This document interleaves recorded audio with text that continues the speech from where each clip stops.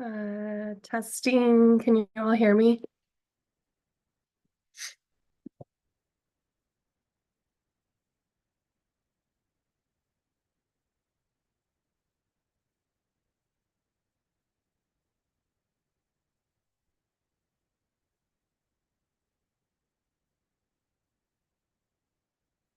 I don't hear anything if anyone's talking.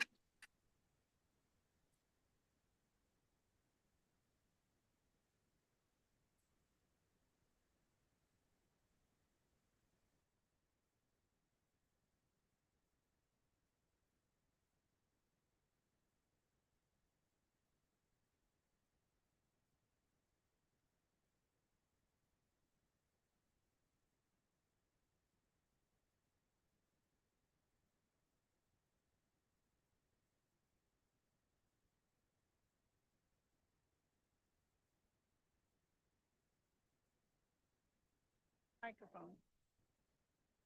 Testing 1, 2. Rachel, can you hear us? Okay, I can hear you now. Can you Hi, hear me? Rachel. Can you hear us? Perfect. Thank you. Yay. Can you hear me though? Yes, loud and clear. Okay.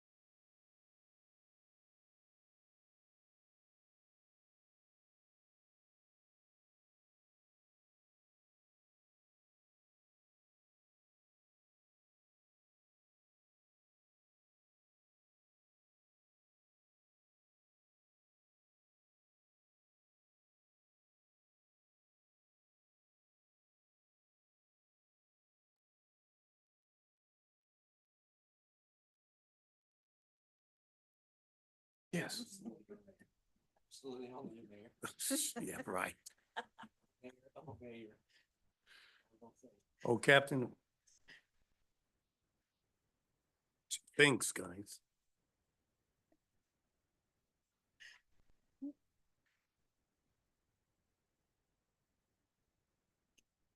Crowd woke up loud. And everything's different, so.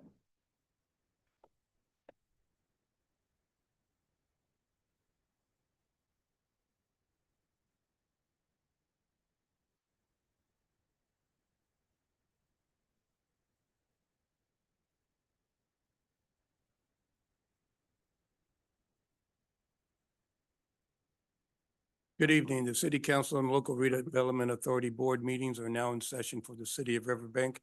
Today is Tuesday, September 10th, 2024. It is 6 p.m.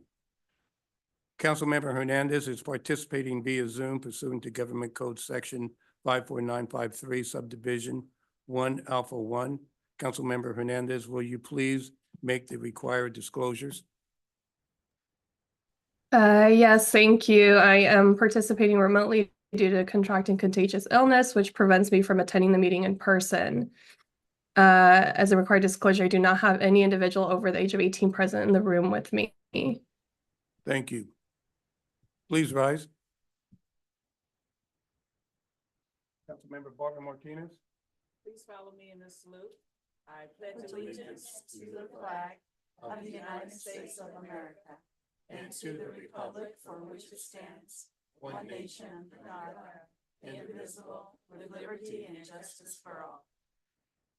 Please remain standing. Let's pray. Father, Lord God, we just come before you this evening, and once again, we want to express our gratitude, Lord, for this opportunity to be in this council today. Lord, I pray, Father, that, Lord, each one of us here are learning to work together and growing together and making Riverbank the best place to live in California. Father, I thank you for the council that's before us today, and Rachel that's online, God. And I pray, Father, for the city staff, Lord, that they will continue to be energized to do all that they need to do in order for us to continue to move forward. Lord, we recognize that tonight, God, there's presentations, and we honor, Lord, as we honor them. I also pray, Father, for the business that, God, we would ask you for wisdom, and you said that you would give it to us without finding fault, and that, Lord, each one of us would be able to express ourselves. But Lord, at the end of the day, know that we're in this together, and Riverbank, Lord, is looking forward to us being a community that works together. In your precious name, amen. Amen. Please be seated. Roll call, please. Councilmember Uribe, Here. Councilmember Hernandez, Here. Councilmember Barbara Martinez, Here. Vice Mayor Jones Cruz, Here. Mayor O'Brien. Here. There'll be no changes to the agenda. Any council or authority member or staff that has a direct conflict of interest on any scheduled agenda item to be considered is to declare their conflict at this time. Seeing none, we'll start with presentation 7-1, Proclamation for Hispanic Heritage Month, September 15th to October 15th, 2024.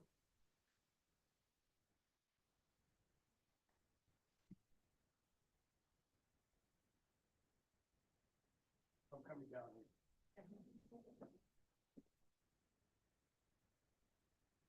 here. May I have Mr. Jose Enrique Morales, please?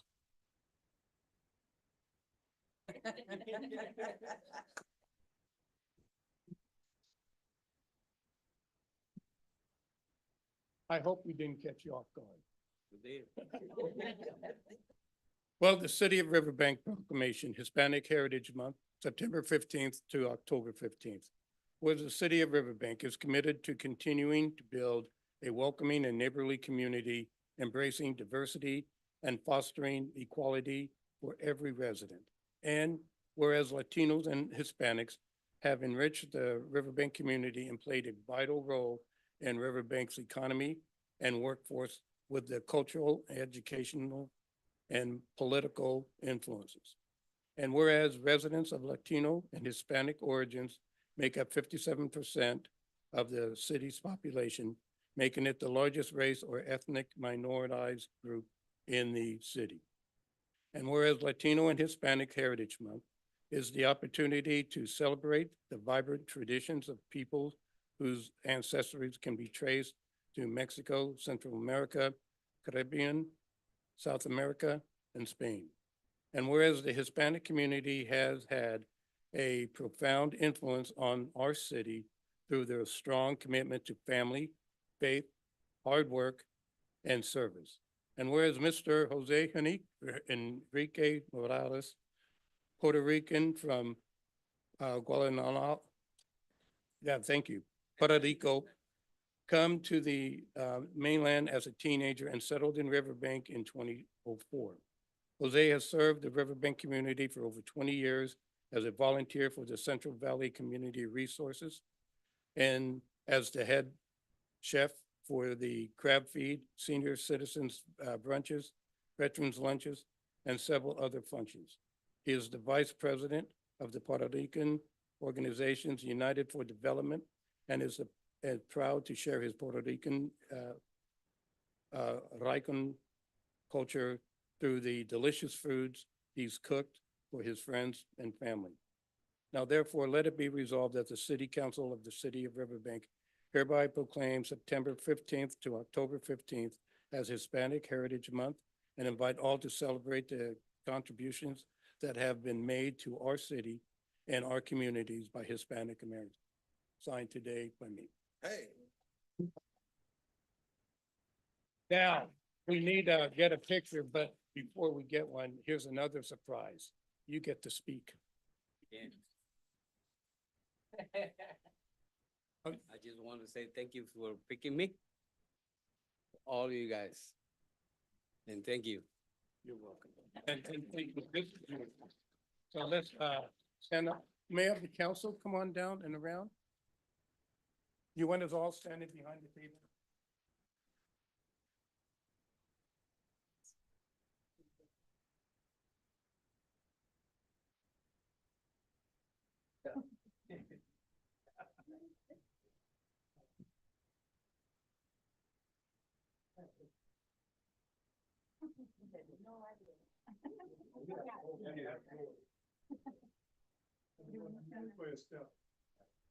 Beautiful, beautiful picture.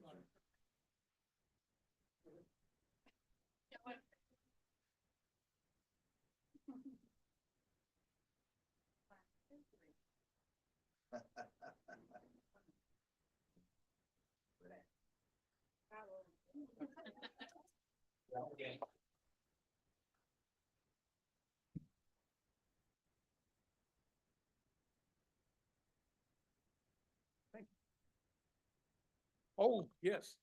Let's do it. Darlene, would you present that to him?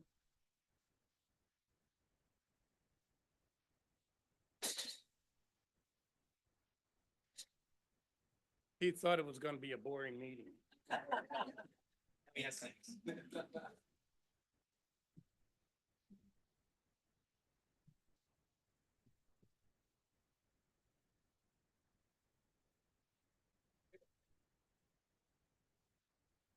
Item 7.2, presentation Cheese and Wine Festival update. Good evening, Mayor and Council. Michael Patton, our Director of Parks and Recreation, will provide this report.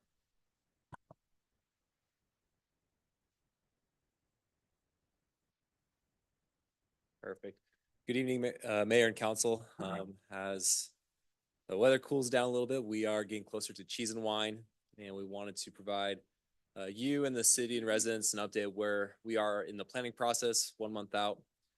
Before I get too far into this, if you are interested, you are invited to a meeting on September 18th, which is next Wednesday at 2:30 p.m. here at the council chambers. We are meeting stakeholders to kind of go over the final details, meeting with fire, police, park staff, and kind of go over the very fine details of logistics of the event. So I want to extend the invitation to you guys if there's anything you think of or want to kind of be more involved. So so far as our update, last time we were here, which was about 5-6 months ago, we showed you an event map. Not much has changed with the event map. Over here we're gonna go from Second Street all the way down to Seventh, here on Santa Fe. Between Second and Third Street, we are gonna host a car show. We have a contractor that is running the show for us. And then if there are additional cars, we'll go down Third Street going south, going that way. And then up on kind of right where we're at right here, we will have a lot of food trucks, food vendors. And right here also at the intersection, we'll have our main stage. One thing you will notice is between Third and Fourth Street, it's blank. We intend that to be so our downtown businesses can be involved and promote without having anything blocking their way. No distractions. They could be involved in however they want to be involved.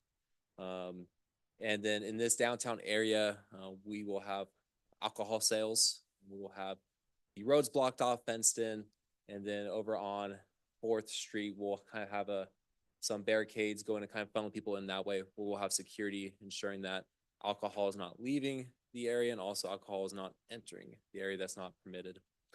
Starting on Fourth Street going east, we will have vendors on both sides of the road. On Fifth Street, we'll have a secondary stage right on the north side. And then going down from Fifth to Sixth, more vendors. And then as you get to our community center, we will have our wine tastings inside. We will have our kids corner right there in front of the teen center. And then Sister C's will be hosting a fundraiser, a loteria, right there behind the teen center. And then as you go further out east, we'll have kind of the end of the event right there. So that's kind of our event layout right now. If you look at the map, you see anything that's green little dots, those indicate concrete cinder blocks. Blue dots indicate restrooms. The yellow rectangles indicate vendor spaces. You see little orange lines, that is fencing. Purple stages, red means cars. So any questions on the map, those kind of color coded in there. As far as vendors go, so as of yesterday, as far as craft and commercial, we have 114 that applied, 94 that have completed the process. So they have paid, provided all of their documents, the application signed off. So we still have 20 that are in kind of that limbo mode we're trying to hunt down. As far as food, we've had 31 apply. 28 of them have completed their whole process. 3 of them are still either needing to pay, provide insurances, get their permits and approvals there. So that's kind of where we're at on vendor wise right now.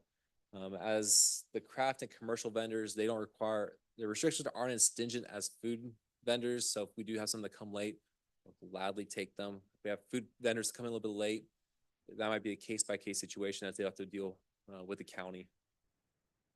So I just want to give you just a small handful of vendors that we're expected to see. I'm glad to have that our Lockford meat and sausage are coming back.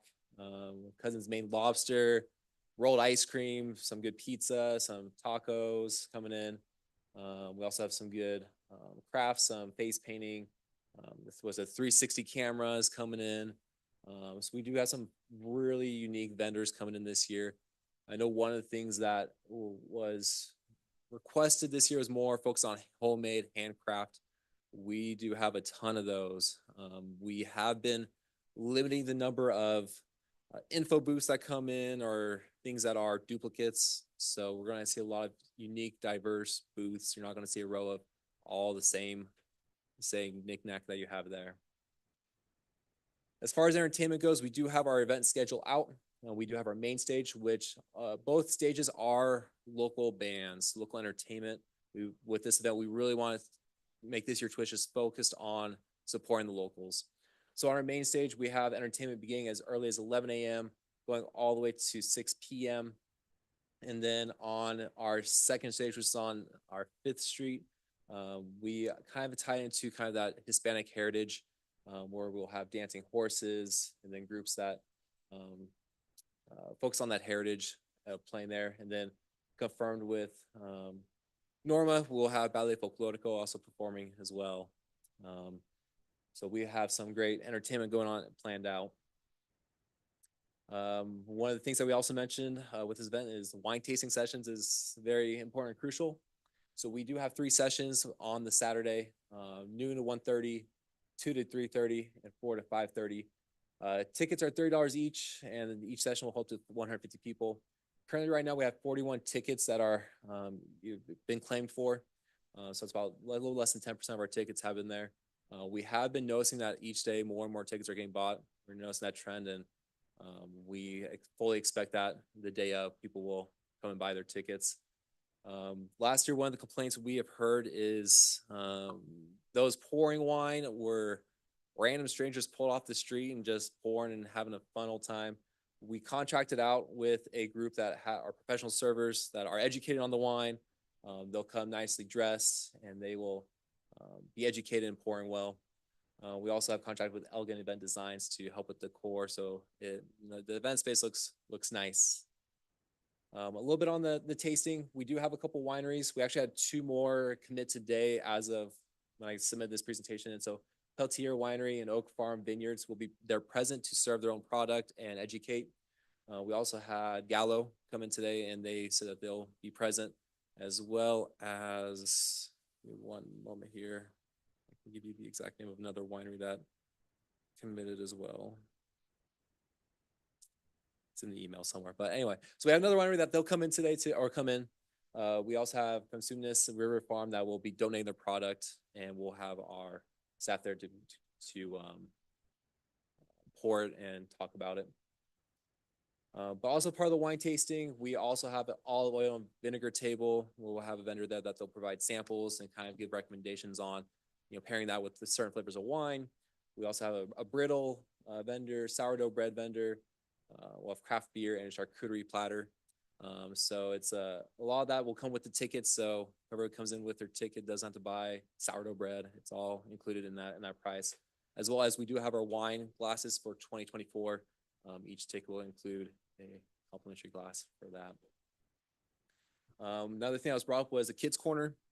We wanted to focus on the youth, and so that'll be held in front of the teen center. As of right now, all the activities are free to the public while supplies last. So we are doing what I call as passive recreation, where we'll have there'll be activities available for kids to do all day at any time.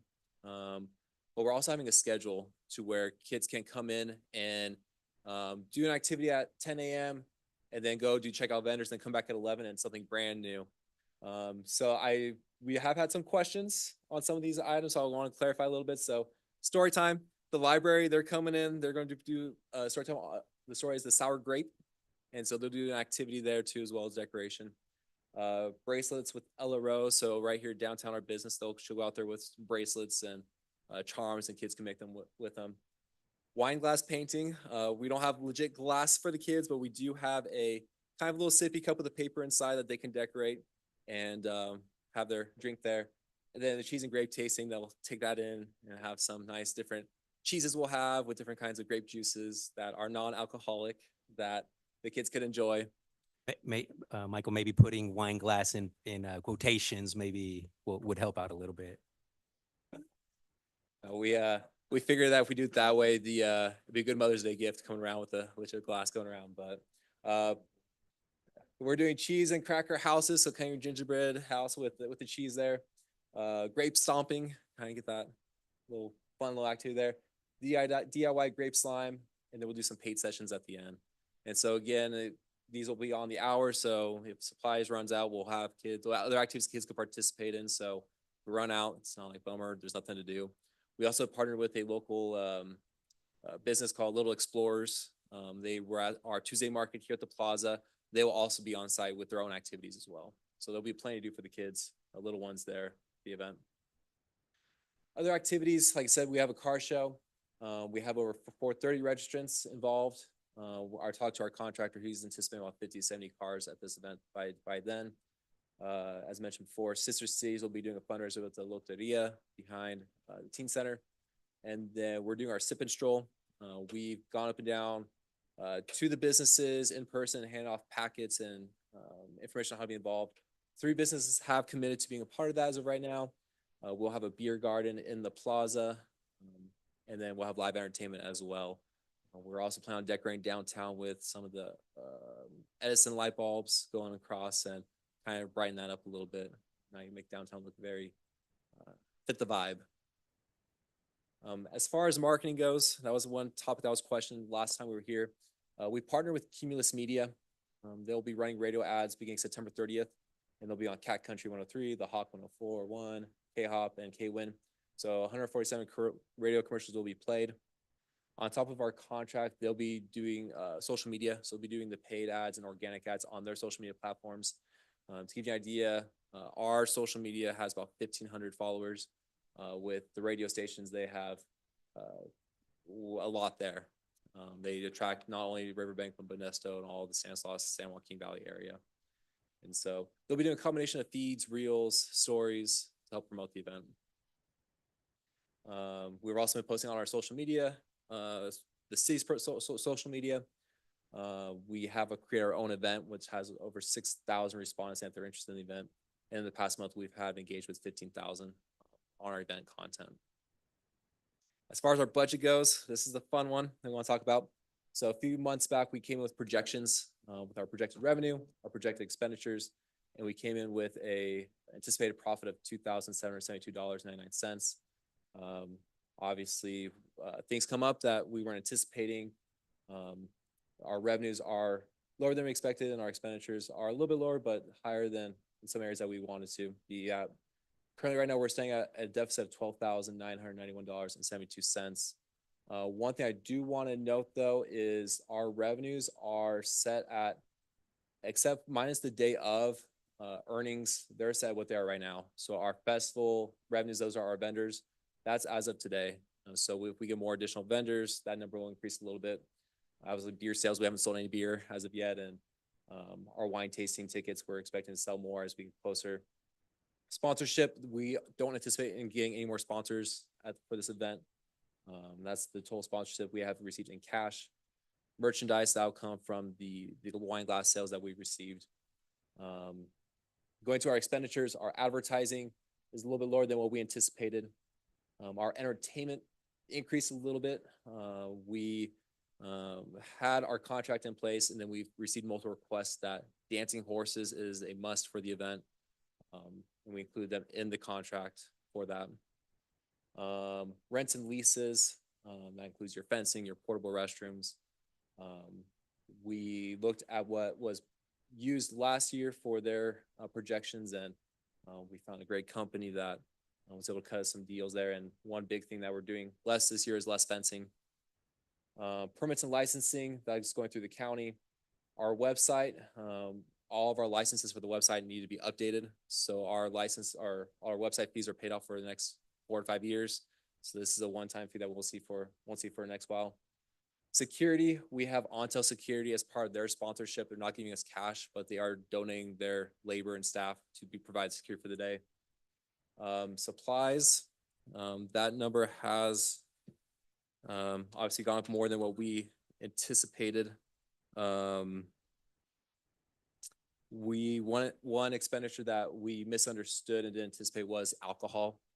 We were under the assumption as staff that that was provided through wasn't provided through the city. And so we included the alcohol cost once we learned that, which was recently. And then temporary labor, not a whole lot there. And then our wine tasting, we have spent a lot investing in the wine tasting. We felt that and hearing feedback from residents and those that have gone in previous years, there is a major drop off on what we wanted to do there. And what was hard with that is we want to make sure it's a good quality event to kind of bring back this, change the perspective on the Cheese of Wine Festival. However, when you increase those expenses to make more quality, the idea is to raise the revenues. Our thoughts are, with the perception on how the event has been and the wine tasting in particular has been, it is hard to justify. We need to increase the revenues or increase the charge for that with people not experiencing the changes that we're experiencing there. So we are seeing a bigger deficit in our wine tasting than we anticipated there. And I think the next slide, before I go to the next slide, want to open up to council to have any questions that maybe we can address, or I do have a more finer outline of our budget if you have any questions in particular on. No, I think you hit it right on. Then you hit it right on the head there. The last couple events haven't been as successful, and so it's got this kind of reputation as it's kind of maybe going away and stuff like that. So sometimes, so we are in the red, and sometimes it's going to take a little bit of investment, especially in that wine tasting, right? We're trying to make it an experience, so we have to kind of invest a little bit more, and hopefully it pays off, and then we could see a little bit more of a return there. I have to ask, only because my daughter's going to ask, the kids' corner, will there be a bounce house? Will there be other kind of like activities like that as well? So that's one of the things that when we're looking at our budget, we had to cut. Yeah. We looked at vendors that came in and had their fees involved, and in trying to be fiscally responsible where we can. That's where like, hey, we need to maybe save some costs there. Right. And so we put the pressure on our staff to make this kids' corner the best you can make it. Absolutely. Can we back up to the radio advertising slide right there? Oh, right there. Cat Country 103, K-Hop. Do we have Spanish outreach? Like what's the plan there? That was another one there. We got a quote for them. Beginning to go around was around $7,500 for less media coverage. And so we were looking at it as like, hey, our goal right now to try to keep our advertising costs low is which has the biggest outreach overall. With Cumulus looking at their outreach on the most popular hits, we went that direction. So right now, kind of going back to excuse of trying to keep our budget in a low setting, we kind of did not go that direction. Got it. So maybe with Cumulus, is that how you pronounce that? So maybe with Cumulus, some of the stuff that they put out, maybe there's a way we can kind of translate some of that into Spanish, right? So Yep. maybe we could take advantage there. Yeah, Okay. we could definitely do that. Yeah. So there's been a lot of excitement. I'm super excited about this event. So nice job to your staff and good job. Thank you. Could I ask a question? If you can hear me, right? Yep. We Yeah, can okay. So from now in the next couple weeks and then the day of, where do you see the most, I guess, cost benefit? I'm thinking a little slow right now, but cost benefit coming in from, from people spending money, like where do you think we can make up that deficit the most? So for this year,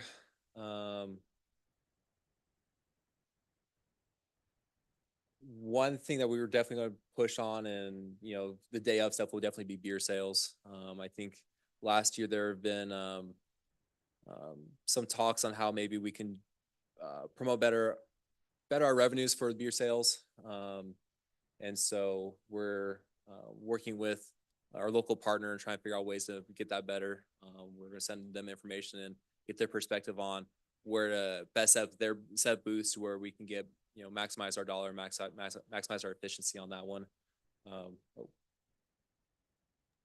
And then are you doing any in-house social media stuff? Yes, so we are doing a lot of in-house social. Once I can get control of PowerPoint again, I can go back to that slide. You already had your second meeting.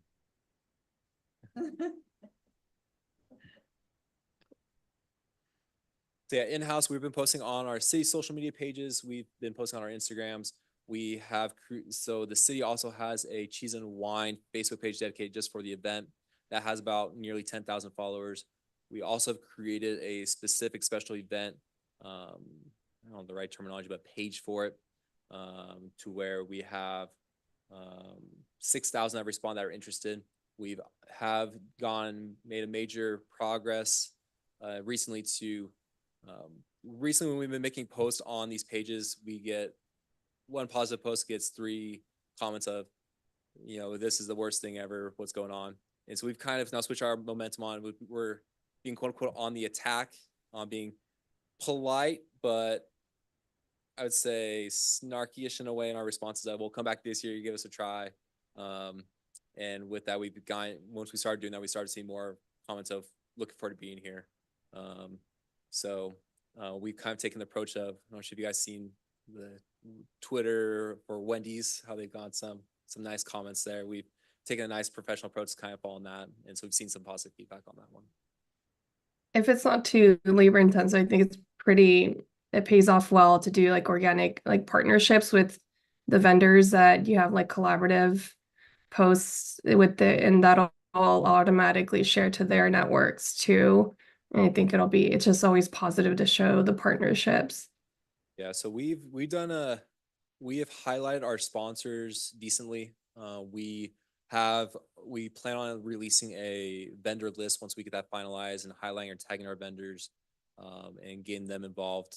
We're also asking our vendors to send us pictures that they want us to share on social media, promoting what to expect. So again, I think when someone goes to a festival, they look at the vendors are a big part of it, and they see, hey, this vendor will be here, this type of food product.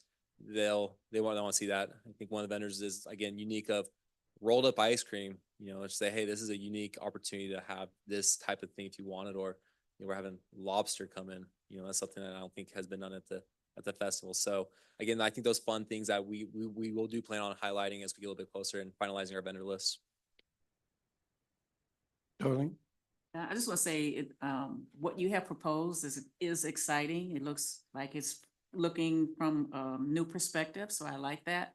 And I want to suggest that you have directional signs as to where the wine tasting is going to be, and also maybe a map of where everything is, because the chamber, people see the chamber because they know the chamber is like an information booth, but they also stop at the beer booths and want to know where stuff is too. So if we have some of those, some kind of, like I said, the directional signs and the maps for saying where the Yep. wine tasting is going to be. Yep. So Chief has been on me on making sure we have good signage specifically for the alcohol, but we ordered coming this Thursday, we have about 30 A-frame signs coming in that we intend to use that highlight different features. And we again have to take a little bit more of a unique approach on not just saying like alcohol prohibited past this line. We've made it more friendlier, more entertaining.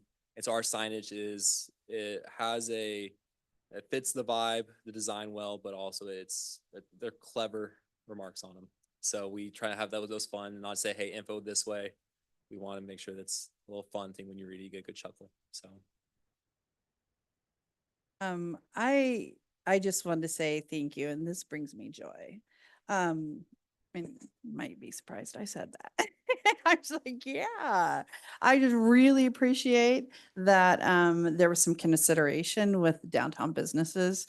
I've already heard from a couple of them, and I just really appreciate that it was very intentional and it's noted and very appreciated by those. So yeah, thank you. Yeah, brings me joy. awesome. One last thing I want to do, I do want to throw out the numbers, a bit more detail what our staff has been going through. In dealing with this event, there have been some roadblocks that we anticipated, some hills to climb, and there's some that we just haven't been able to climb over yet. But staff, we've had them contact 50 different wineries over the phone, email, driving to in person, going as far as Lodi, going to different festivals, different markets, and just handing out vendor packets. So staff have been on the ground running, trying to get involved, contact over 6 different cheese factories, 8 different breweries. We've sent over 200 letters to local businesses inviting them to participate in this event. One of the things that I wanted to do was we created an info packet for all the downtown businesses that I hand delivered in person. And so if a business said they never heard anything, we have dates and times when we stop by and hand it off to them. We left with my business card, page of information, how to be involved, as much as we can give them.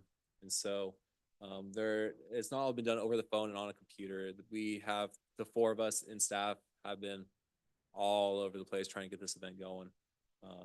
So there's a lot of work that, hearing back from some of the wineries or some of the vendors or some of the businesses,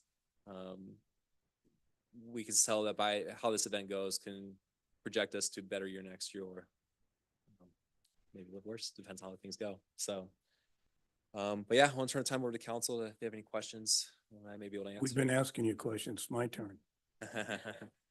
Your signs that are promotes it as a family event, wine tickets available. Can we separate those type of comments? If you look on Squire Wells going north, right past Home Depot, right at the roundabout, that's what I'm talking about. It caught me, wine tickets available, family event. And then you have the kids' corner. Who knows? Maybe they may be making the wine for you for next year. That's the strategy, Mayor. Okay. No. I want to comment on your business plan. I enjoy what you've done. May not be as profitable as it most likely will. But you laid out the expenses and the suspected revenues, intended revenues, a lot better than we've seen in a long time. So very well done to you and your staff in Metasaw. Thank you. Thank you very much. Thank you.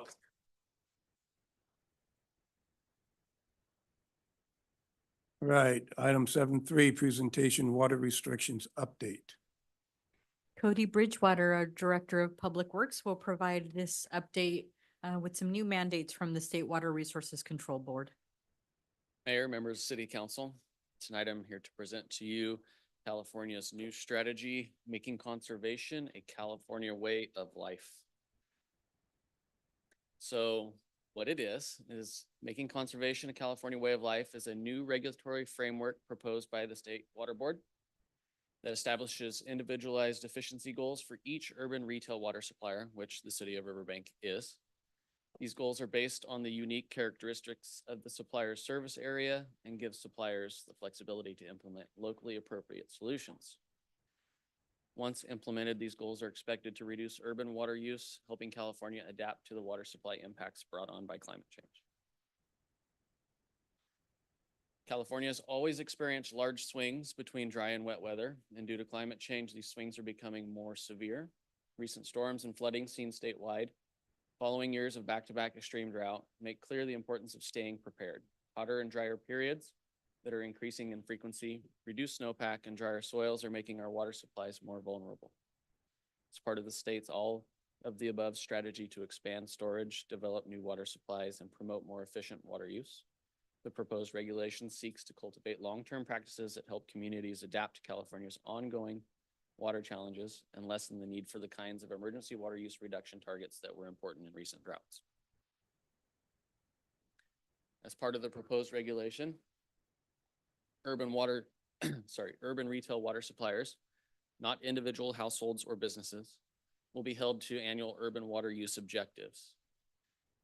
The water suppliers are publicly and privately run agencies that deliver water to 95% of Californians.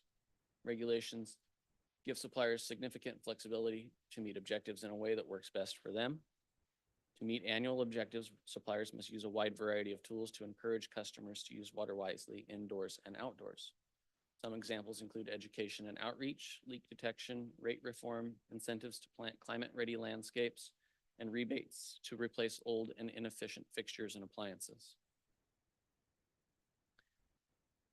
So the state began this year, January 1, 2024, and as an indoor water use standard, they have set the threshold of 55 gallons per capita per day. So that is per person, per household, per day. In January 1 of 2025, that goes down to 47. And in January 1 of 2030, that goes down to 42 into the future. The objectives are calculated and the suppliers can annually calculate their objective, which is the sum of the efficiency budgets for a subset of urban water uses. Those are residential indoor water use, residential outdoor water use, real water loss, and commercial, industrial, institutional landscapes with dedicated irrigation meters. Each efficiency budget will be calculated using a statewide efficiency standard and local service area characteristics such as population, climate, and landscape area. Where relevant, suppliers may also include in their objective variances for unique uses or a bonus incentive for potable recycled water use. Suppliers would get or need to meet the overall objective, not each individual. Could you go back to that Yes, sir. again? I want to read that last.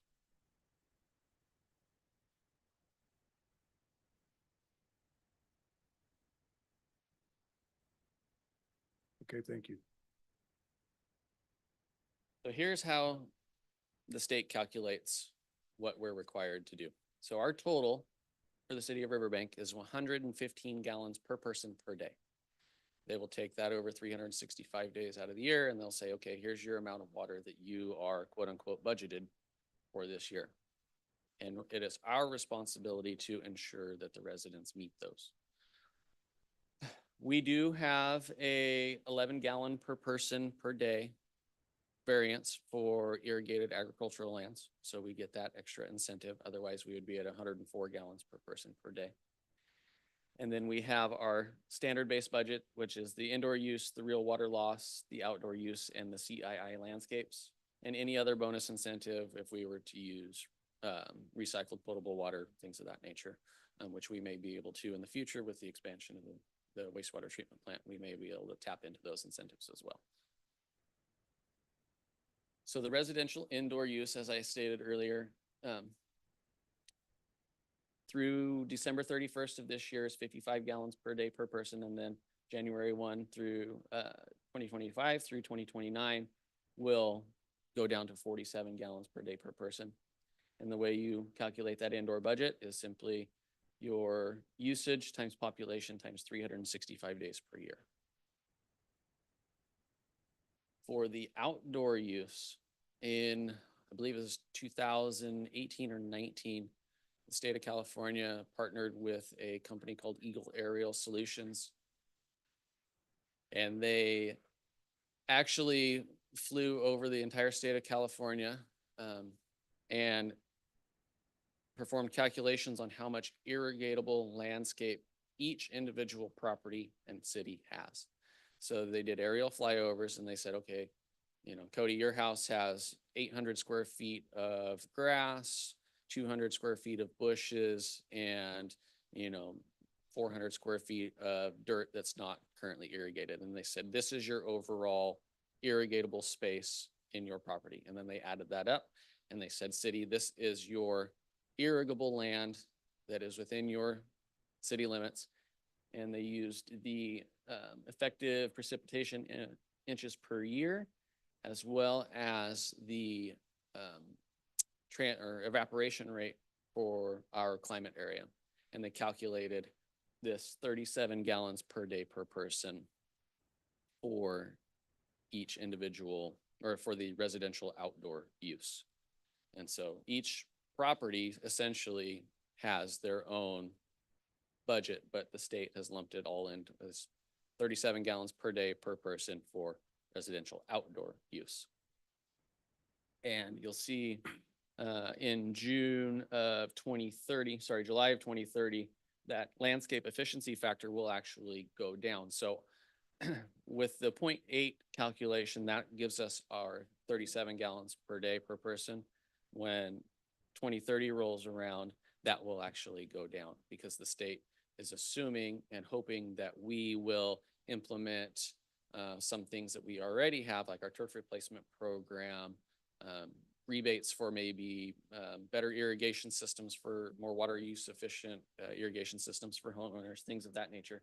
So they're anticipating the city to put these programs in place so that they can dial that number back and basically reduce our budget as years goes on. Then we have our commercial, industrial, and institutional landscapes with dedicated irrigation meters. Currently, the city does not have dedicated irrigation meters on all commercial irrigation meters themselves. So there may be some existing commercial or industrial users that don't have a dedicated irrigation meter. These things are going to need to be added in the future as development occurs. And we've already started doing this with new development that comes in, especially with commercial, where they have a meter for their domestic consumption, and then they have a meter for their landscape irrigation that we can differentiate between the two. And the state will begin requiring those things to be calculated out. So in 2028, we will need to be moving forward with more of those. And as I said, currently we are starting to require that of commercial development.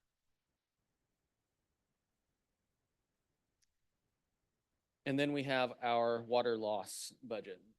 Currently, the state gave us the standard of 14 gallons per day per person.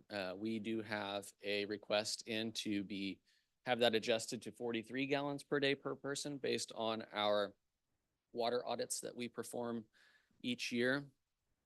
And the state has not yet approved that, but our hope is that they will raise that number.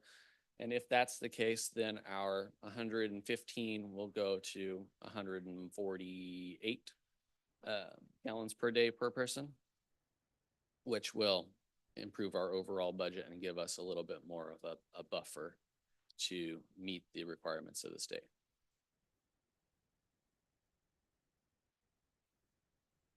And then this is just a tool that the state has on their website and shows the calculation there. It's the second column, the objective-based total. If you were to hover over these while using the tool, the different colored areas would show you the 37 gallons per day per person, the 14 gallons per day per person. And that's how they come up with, with the requirement that we have. And if you look there, the first column on the left is the average over the last 5 years. We've averaged between 135 and 151. So if the state does allow us to use that 43 gallons per day per person instead of the 14 on the water loss, we will be much closer to our actual water operating budget that we will have to be working with. Sorry, Cody, I probably missed it. The 37 for the commercial, the gallons per capita per day. Are we going to see that drop also? Yes, that will drop okay. also, just like the residential Right. irrigation. Do you have that number or no? Yes, if I go back here, it's the same numbers. It's 0.8, 0.62, 0.45. Okay, so It it's follows going to be the the same. efficiency factor. Yes. Okay. And then do we happen to know, I'm kind of jumping around here. So the bonus for the recycled water, do we have kind of the numbers there, the parameter of what? No, what we I would have receive? no idea what Okay. that would be. I would assume it would be based on how much production we have on reclaimed water. Got it.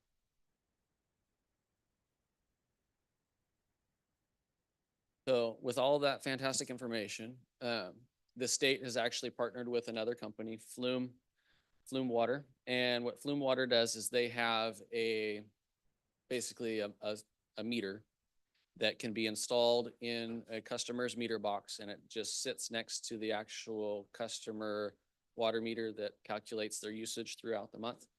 And what this device will do is it has AI and it learns based on the usage in your home what you are doing. So whether you're washing laundry or taking a shower or using a toilet or the sprinklers are going, and it will tell you how much you're actually using per day. If you're seeing like an increase in usage at a certain time, say I have a teenager and it's a fight to get him in the shower and a fight to get him out.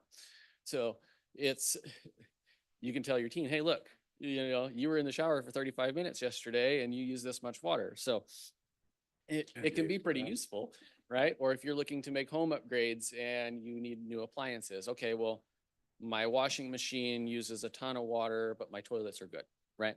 So it gives you those options of making educated choices in your home for upgrades. And then if the city is offering rebate programs at that time, they can reach out to the city and take advantage of those. Basically, it's too. going to show kind of like peaks. And so if you have like inefficiencies there, it'll kind of like break Yes. it down like time-wise. Right, okay.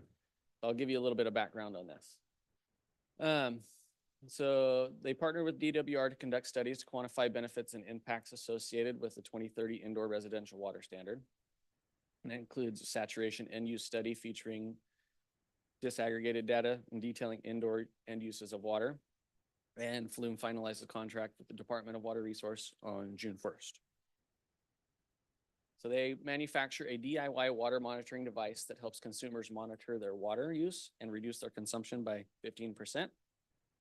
They've deployed over 50,000 devices in California alone, and they have the unique ability to analyze water use down to the fixture level.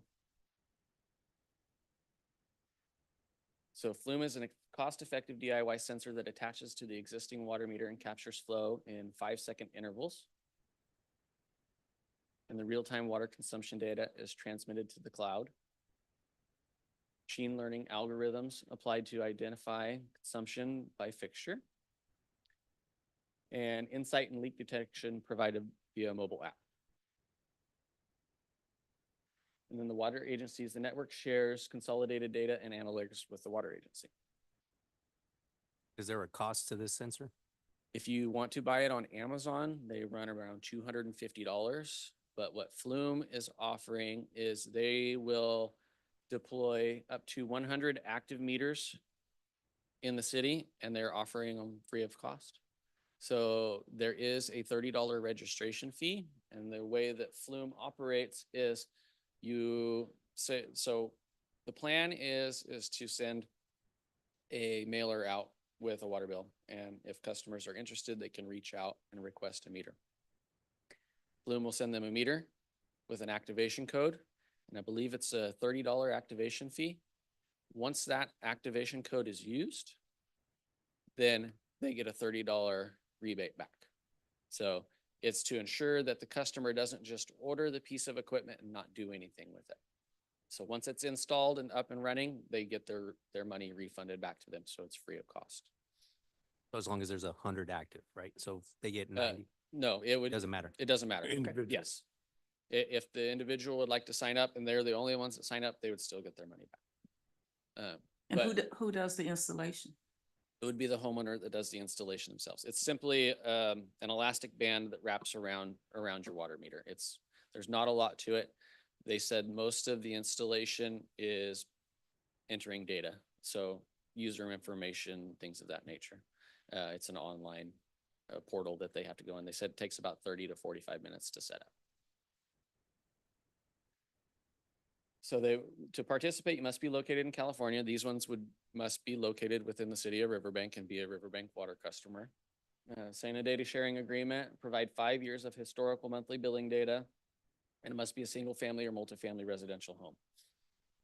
And they'll email a survey to the selected sample of customers. So what Flume wants to do is they want to get a good saturation of all areas of the city. So they wouldn't want, all 100 meters in one specific neighborhood. They want old parts of town, new parts of town, lots of landscaping, very little landscaping. They want to get the most accurate demographic of the city that they can. And so the benefits are there's access to 100 free Flumes, customize mini end-use studies specific to the utilities water use data, insightful survey results, and water use data included in the statewide study, and be a part of California policy making, and free Flumes for multifamily, and I'm not sure what the DAC is. They didn't specify that one. They were strictly single and multifamily residential. So we met with Flume probably early August. So they're looking for, a response. We gave them a thumbs up and said we were interested and said we were going to present this information to council.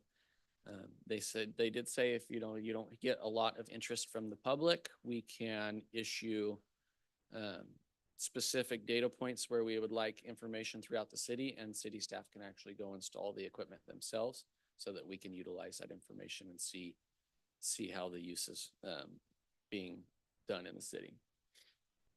So they're going to want to send out the survey to the customers in the fall, and then hopefully by January of 2025, start sending out the Flume meters to residents.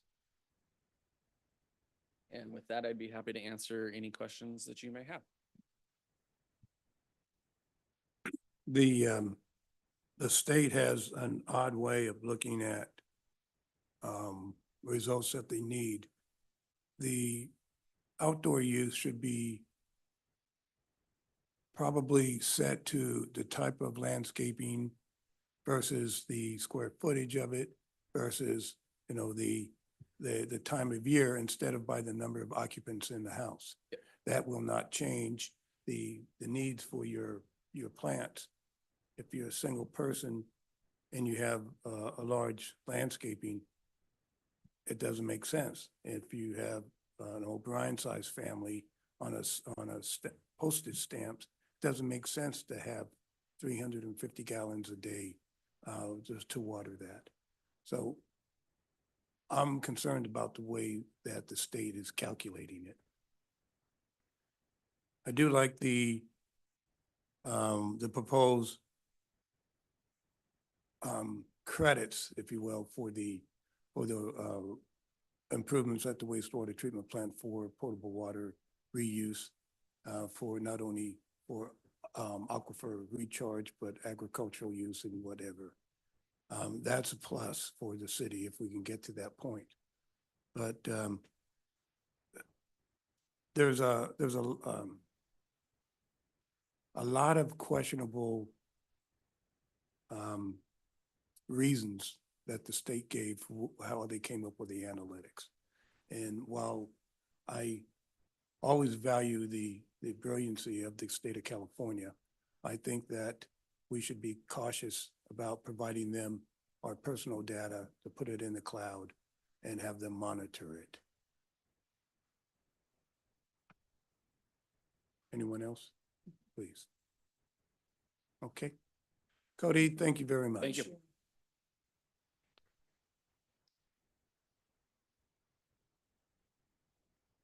All right, public comment. At this time, no action can be taken.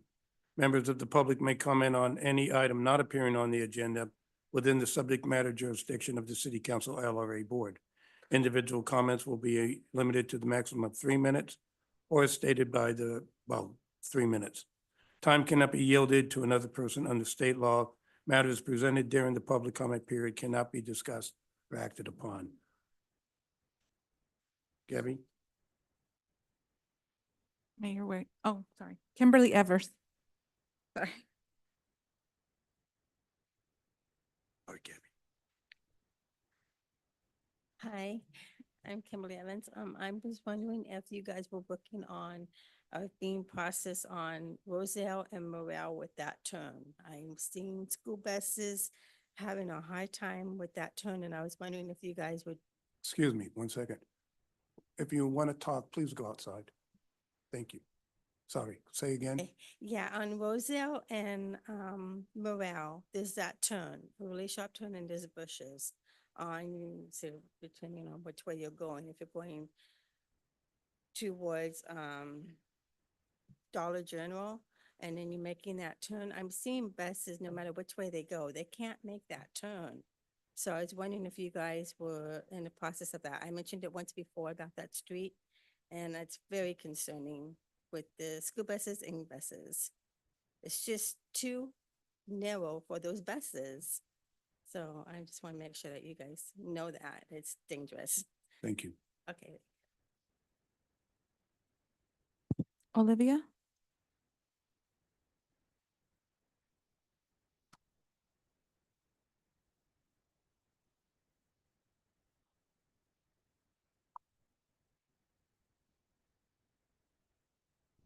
Good evening, Mayor, Vice Mayor, all of our council members. I'm Olivia Rambulo, broker and owner of Timeless Real Estate here in Riverbank, and I'm also a member of your Riverbank Chamber of Commerce. Tonight, I'm speaking on behalf of our Chamber of Commerce.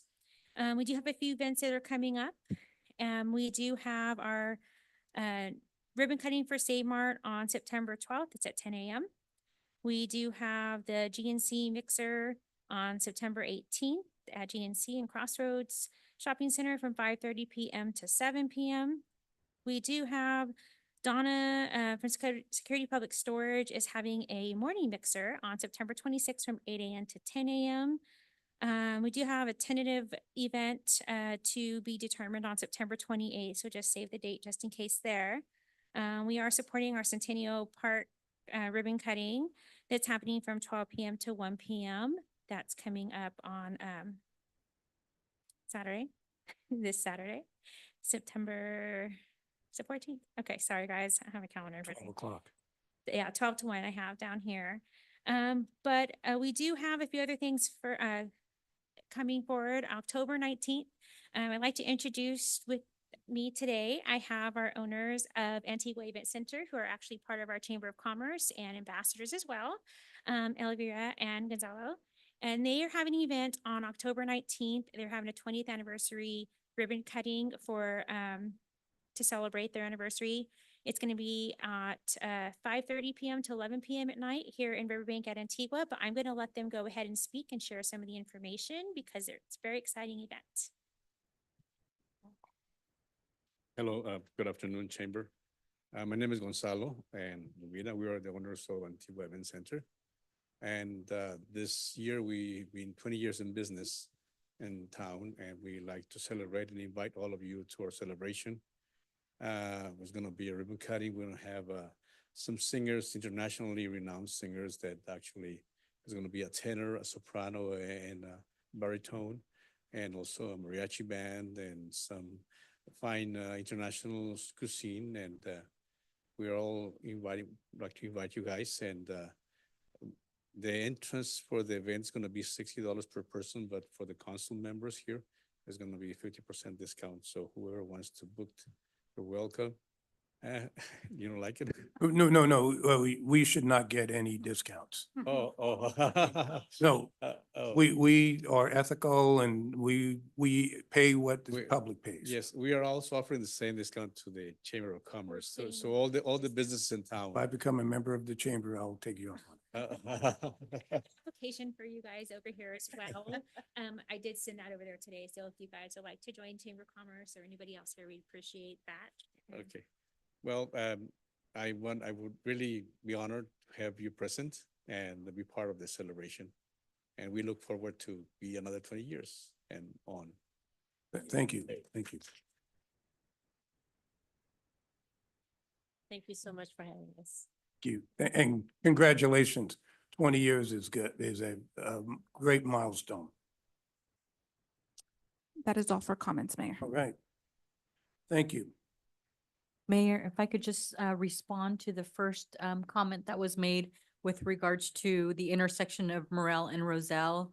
Earlier this year, Kathleen Cleek did present the Measure L proposed projects for the upcoming fiscal year, and the engineering for that intersection is scheduled to be started.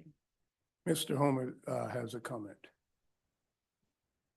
Yes, but your comment is regarding items on the agenda. So you will be called when the item comes I up. believe he has two comments. One, Yeah, and they're both on the agenda. So you have to come you up to have the to wait microphone, when please. closed session comes. Yes. Something else, which is a much more fun and much more important. The Riverbank Historical Society is sponsoring through Tampson's Eyes, which is Tampson Donner. It's the story of the Donner Party. It's going to be on November 10th at 4 p.m. at Galaxy Theaters. And the cost is $20 for adults, $10 for students. This has been rave reviews all throughout Northern California. Experience the harrowing journey of the Donner Party through the eyes of Tampson Donner herself in this immersive experience. And so please join us, people out there who are watching this, please join us. And it's, like I said, it's been sold out at various places throughout Northern California. Thank you. And When is it also again? half the proceeds go to the Historical Society. What day is it again? It's November 10th, 4 Okay. p.m.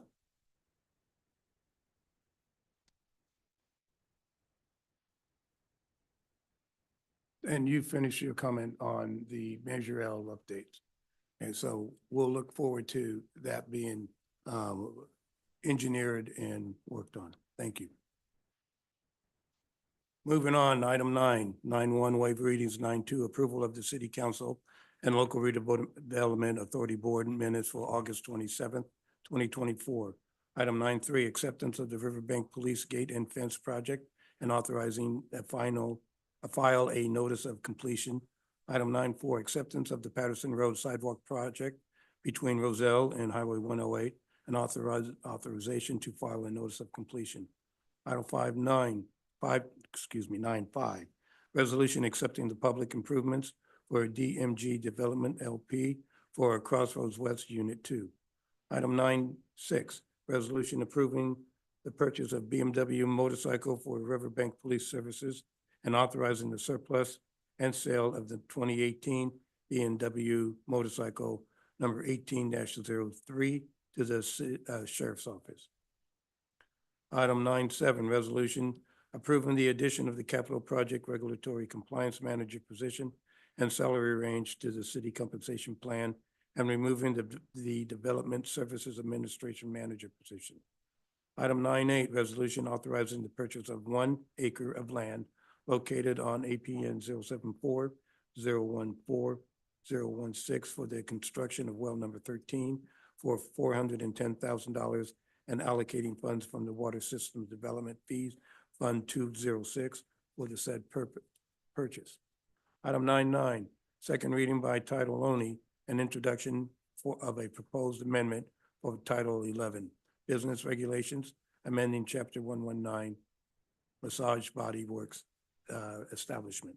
Is there anyone wishing to pull any of these items? Comments on? Do I have any recommendations? I'll make a motion to approve the consent calendar as stated. I second the motion. We have a motion to approve and a second on the consent calendar. Roll call, please. Councilmember Uribe, Yes. Councilmember Hernandez, Yes. Councilmember Barbara Martinez, Yes. Vice Mayor Jones Cruz, Yes. Mayor O'Brien, Yes. motion passes 5-0. Excuse me. Item 11.1, a resolution approving an agreement with Epic IO for the addition of 3 camera site locations within the City of Riverbank security camera and LPR license plate reader system and authorize the relocation of the existing camera site. Chief Ridenhour with Riverbank Police Services will provide this report. Good evening, Mayor, Council. Tonight we're talking about adding a couple different sites to our camera program across the city. As you guys know, this program is very well received by the police department. Help us on a daily basis. Actually, just before this meeting tonight, we had someone victimizing our community once again from stealing, and we quickly got on the cameras and located the individual and made an arrest. So currently we have 18 sites throughout our city, and those sites host a total of 54 cameras. So the sites are located around areas of town, primarily on the exits of town to catch people coming and going from the community, but also in our parks and other areas of interest. Currently, our lease goes through 28 August, and it costs approximately $10,916 a month in lease or $131,000 a year. We laid out a map kind of showing our camera sites around the town that we have now. The ones in blue are existing. The ones in the pink color are ones that we're looking to add. So as you can see, they're mainly located around areas of ingress and egress of the community. But again, also areas around parks, community centers, and areas where we've seen a high level of activity that has helped do our job. So the areas below, we're going to go a little more detail, and that's mainly around our commercial areas of town. And with the addition of Crossroads West and the city expanding to the west, we're looking to add our cameras in that area. So the first site they're proposing is Oakdale and Freddie Lane. That site there is basically going to have 4 cameras, and is to capture, I guess is the word I want to use, is a license plate reads for traffic going to the north. And particularly if you look at VC4 there, that is the last exit coming out of the Crossroads Center that people may exit if they leave from that center that is not being captured now. We wouldn't capture a license plate in that area until the person would have to make a turn on Highway 108 to go another direction in order to capture that license plate. And then obviously, if you look at the main intersection there at Freddie Lane, we're trying to capture license plates going to and from the shopping centers, as well provided an intersection overview. The intersection overviews have been very helpful for monitoring not only vehicle traffic going through the area, but vehicle collisions. Maybe a vehicle license plate isn't captured on an LPR because typically your LPR is zoomed in real tight to get just a license plate, so you can capture a vehicle from there. This site does need power. We have to have constant power to run these sites. So that's in these quotes as well. I'll talk about later the cost to add that there. Clarabelle Machado, the map is old. Unfortunately, Google hasn't caught up with our growth. We're growing faster than Google. So this shows the area of Machado Parkway and Clarabelle Road. So here we're trying to capture license plate data reads to the east and the west, and for traffic going north into the parking lot, as well as an intersection overview. We've already included power here, so we do have constant power at these sites, so there will be no cost for the power. The last site we want to add is Square Wells and Heartland Drive. This area you see is at the north, I guess, east area of the current Crossroads Shopping Center. People leave that shopping center from that area by Target and they go north into the community. We aren't capturing license, but we're losing those people. And we actually had several thefts that people have left that way, including a theft a year or two ago involving a FedEx vehicle that I believe that, or Amazon vehicle is what it was actually, that we could have captured license plate on this if we actually missed. It's also important that this captures our roundabout that has been victimized by not very good drivers in the community. So it also will help, hopefully solve some of those crimes that happen there as well. This site already has constant power, so we wouldn't have to add that. The last thing is we want to actually relocate one of our existing sites. We have a site right now at Oakdale Road and Westgate, and we want to relocate that to Oakdale Morel.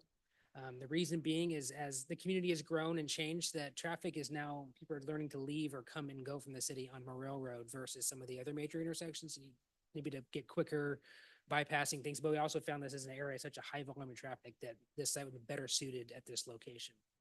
This site doesn't have power, so we would have to have a cost for that.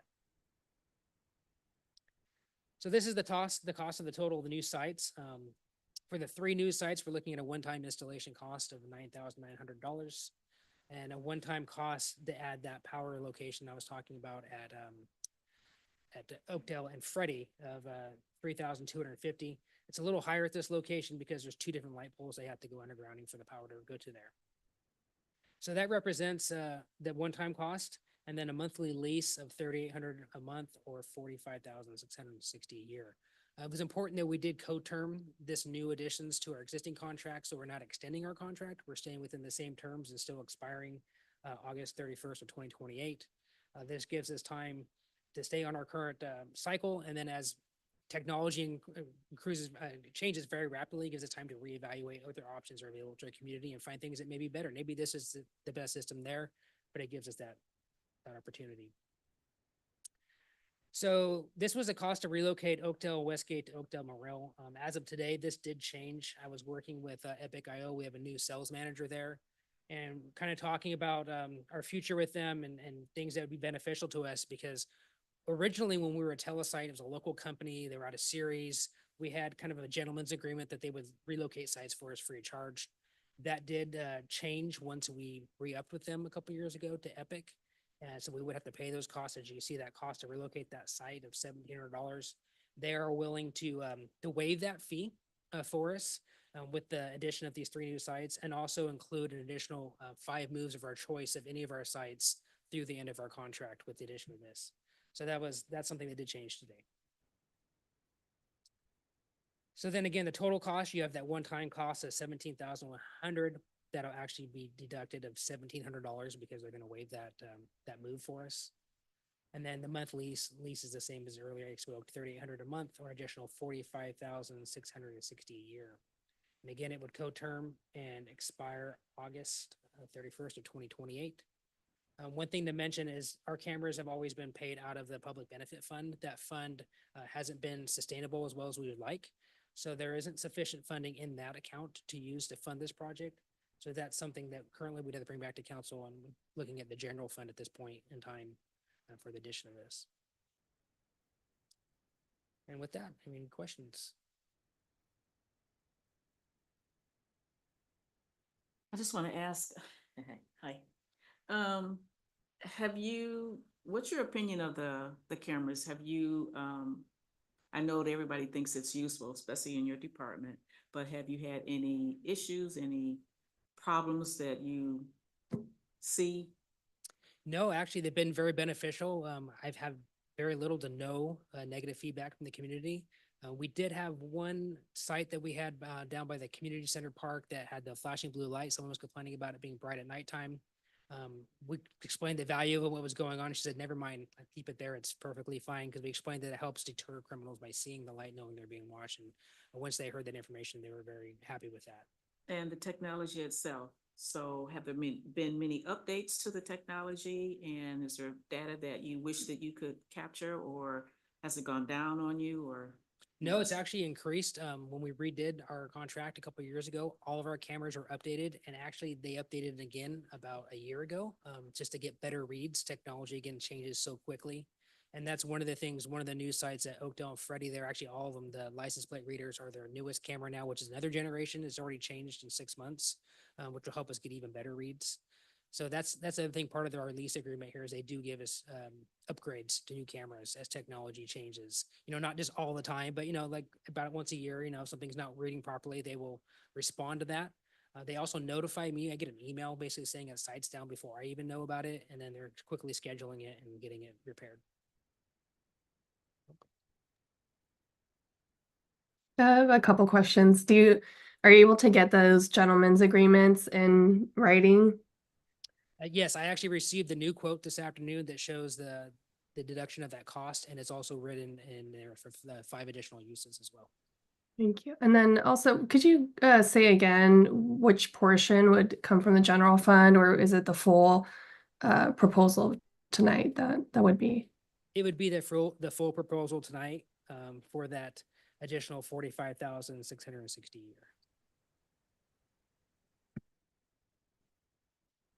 Thank you. You have one more. Is that PG&E or MID to power it up? It just depends on the site. Some are PG&E, some are our sites. That's one of the other challenges with the poles around town is finding what poles we have access to. That's what I'm asking. Is there any public comment on this?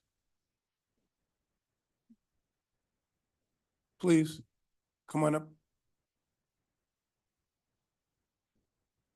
Yes, sir. Thank you. I have a question. Does it have artificial intelligence to recognize facial features or recognize people? No. The software? No, there's no artificial intelligence as it relates to facial recognition, but there is artificial intelligence for a vehicle make and model. So for instance, it can look at a vehicle and say that that's probably a white Chevy SUV or a white Chevy truck, something like that, but does not read. And they have battery backup systems in case you have a power outage. They do not have battery backup. They don't. Direct from the power. Okay. That's very question. Any other comments, please? Thank you, sir. Okay, I'm going to bring it back. Before I call for consideration, these have been very valuable in retail theft prevention and also capture. Speaking privately with the land developer for the retail, he has stated that maybe he could pay for cameras install. I think that we should, when we talk to him, say these are the additives that we're doing for the benefits for his commercial centers, that maybe he could say, contribute something to that cause. Because we've done much better than other communities on our retail theft prevention and capture. And your group has done a superb job, especially when you've done the sting operations. So I commend you on that, but I do think that we should explore the possibility of looking at Broman for, and could you go back to the current landscape of the cameras and proposals? So Mayor, while he's bringing that up, I did want to mention that some of the newer developments are part of our Community Facilities District or CFD. And so as development expands and there's major intersections or parks that within those CFDs that we want to capture, that CFD does have a police services component. So it not only will help us provide funding for additional deputies, but also for any equipment that they may need, which this certainly provides a value to our deputies and our police services and would be covered by that. Thank you very much. Looking at the proposal, you have the Westgate new ones. There was one that I wanted. So there's Oakdale and Machado, which is the new intersection Right. into Costco, Oakdale and Freddie Lane, and Squire Wells and Heartlands. So Morel is going to be added, So it'll be relocated. So the one at Westgate would be relocated down to. which is fine. Because you're capturing everything except, right. And then the one at Heartland, I know you can't track the speed, but Heartland is having difficulties 50 miles an hour. And then all of a sudden turning right into a subdivision at 25 miles an hour. It's causing issues. Hopefully we can capture without going into intelligence, capture how that traffic flow is going. Yeah, we also just moved our radar trailer up there as well to capture some data. I saw as well. that. I slowed down for it. You know, and one thing, one thing that's important about the abilities to move these cameras is as the city expands, right? A lot of that, the Crossroads West is going to eventually be exiting further out, right? Onto Morrill. And we may have to move that, just have them relocate it further down. So instead of adding more sites, we can use our current sites and just expand them out. Right. And as you go down Morrell more, you get more of the regional park. Yes. Sports complex. Yes. Okay. All right, I said my 10 cents worth. I'm bringing the item 11-1 for consideration. I make a motion, we approve item 11-1. I'll second it. We have a motion to approve in a second. Roll call, please. Councilmember Uribe? Yes. Councilmember Hernandez? Yes. Councilmember Barbara Martinez? Yes. Vice Mayor Jones Cruz? Yes. Mayor O'Brien? Yes. Motion passes 5-0. Chief, thank you very much.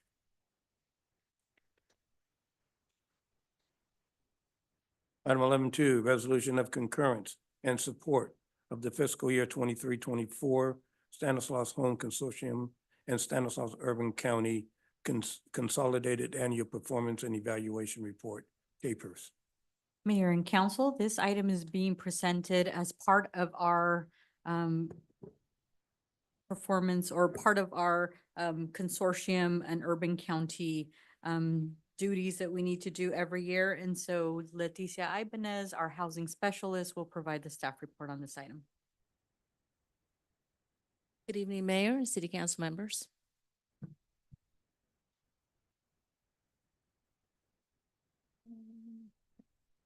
Okay, so tonight I'll be presenting the Consolidated Annual Performance Annual Report, known as the CAPER, for the fiscal year 23-24.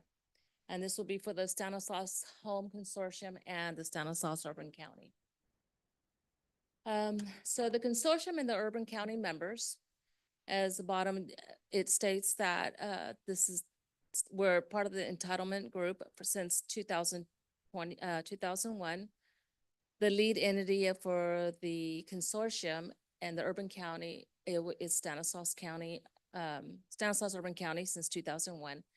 The city of Riverbank joined the consortium back in the fiscal year of 2021. Stanislaus County became the lead entity in 2023 for the Stanislaus Home Consortium. Prior to that, it was the city of Turlock. The entitlement requirements per HUD, it states that we present the consolidated plan, CON plan, known as a CON plan, every 5 years. And the analyze of impediments to fair housing, which is known as AI, every 5 years. And then we also do the annual action plan, the AAP, and the CAPERS, which is a Consolidated Annual Performance Evaluation Report, which I am doing today, this evening. So for the fiscal year 23-24, the entitlement funding was for the programs listed here is the CDBG, the Community Block Grant, which it states the allocations were $2,335,030. And for the emergency, known as the ESG, Emergency Solution Grants, the $208,317. And then the Community Block Grant, CDBG, for the CARES Act, the CV1 and the CV3. The allocations are broken down there for that. And the ESG, CARES Act for CV1 and CV2. And then for the Home Investment Partnership Program, $1,708,364. So as the asterisks show down at the bottom, the amount for the CDBG program is shared among the 7 cities. And the amount for the whole program is shared among the 8 cities, which that one includes the city of Turlock. And here are the slide, you'll see the final CDBG and ESG allocations for the fiscal year of 23-24 for the Stanislaus County Urban County funding. CDBG received the 2,335,030. ESG is the 2,008,317, which came out to a total of 2,543,347. And then you'll see the city's allocations in the totals there. Leticia, can you remind me why Turlock isn't participating with the CDBG? They have their own funding for their projects. Both the city of Modesto and the city of Turlock have sufficient population sizes that they receive their own separate entitlement. Being a smaller city, we aren't entitled, with the exception that now we belong to the consortium, therefore we are. Thank you, Marcella. This slide will show the community block grant, the CDBG.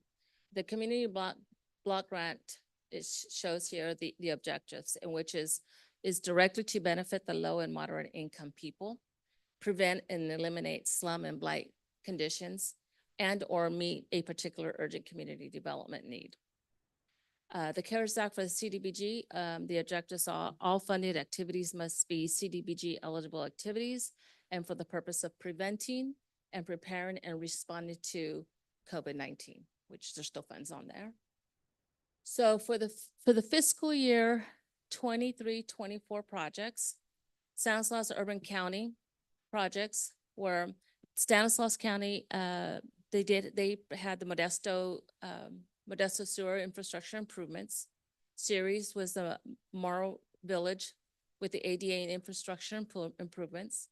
Houston had the Walker Lane, 2nd Street infrastructure improvements. Newman, the Stephenson and Sunshine area infrastructure. Oakdale had the Southwest downtown improvements. And Patterson was the Washburn infrastructure improvement. And the Riverbank, for the city of Riverbank, we completed the Castleberg Park ADA and the trail improvements. And the Waterford was the Pekin and Dorsey and Western infrastructure improvements. And the reason I kept these projects on the slide was just to give you guys an insight of what the funding and how it's distributed to all the counties and what they're doing with their funds. And this one is the city of Riverbank, the Castleberg Park Trail project that we completed. So the allocated funds that we used was the 273,346. And the overall project budget was the 273,346. We received the environmental clearance, and the NEPA was completed and recorded and received. And the project status as of today, as this month, well, it completed back in September 2003. And you'll see that the walkway there, the trail was it. I've actually used it, and it turned out to be really well. It's very nice and even now. And for the Stanislaus Urban County fiscal year 23-24 CDBG public services, I left these on also the slide just so you guys can get an insight of all the services and the money that was allocated to these programs. And there the public service grant programs, and then the CDBG CARES grant program. And then it shows that 12 programs were funded through these funds, of the money that was allocated. And for Stanislaus Urban County, for the CDBG, CVG public service, again, just to give you an insight and so you could see the numbers of how the funds were allocated to these programs and to these services. And here's the CDBG CV3 public service, again, for the funded amounts that they received.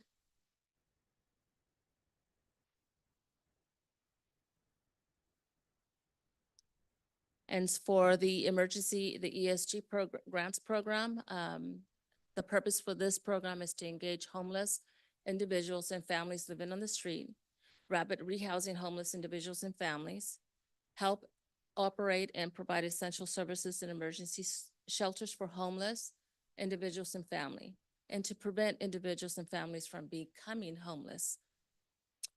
So for the ESG CVG purpose, all funded activities must be ESG eligible activities and for the purpose of preventing and preparing or responding to COVID-19. The ESG program funded funds that were allocated were the 192,694. 2 public service grants were completed. They all had to meet the 30% AMI or below. 377 unduplicated individuals served, 318 individuals with disability, and 15 seniors and 9 veterans.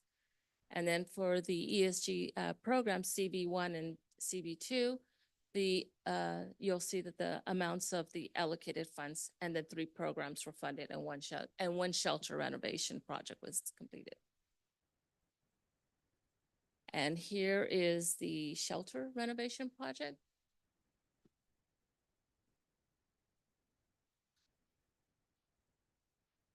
And here is the other project.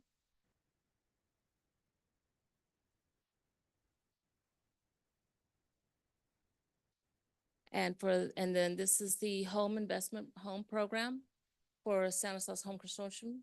And the focus is for the funds to be used for a variety of affordable housing activities that generally fall into 4 categories: rehab of owner-occupied housing, assistance to home buyers, acquisition, rehab, or construction to rental housing, and tenant-based rental housing assistance. And for the 2023-24 CAPERS, here are the outcome and progress of the 5-year goals.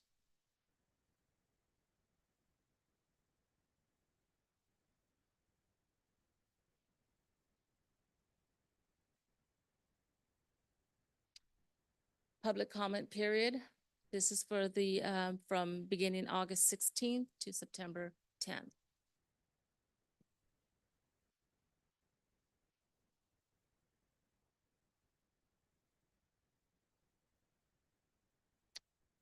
And that concludes my presentation. Any questions?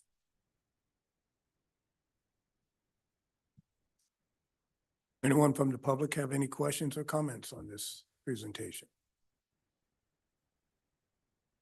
Seeing none, I bring it back to the council for consideration of the resolution supporting the presentation we just saw.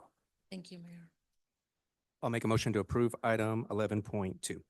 I'll second the motion. We have a motion to approve and a second on 11.2. Roll call, please. Councilmember Uribe? Yes. Councilmember Hernandez?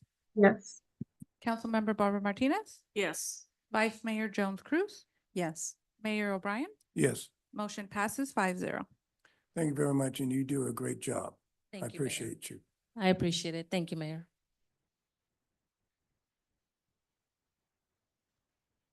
Item 11.3, acceptance of certificate of initiative petition entitled Voter Approval Required to Allow Development of Urban Usage on Agricultural or Open Space Lands Located West of Riverbank City Limits, and submitting the initiatives to the voters at a future regular election. Good evening, Mayor and Council. Your elections official, Gabriela Hernandez, and myself are going to tag team this presentation for you tonight.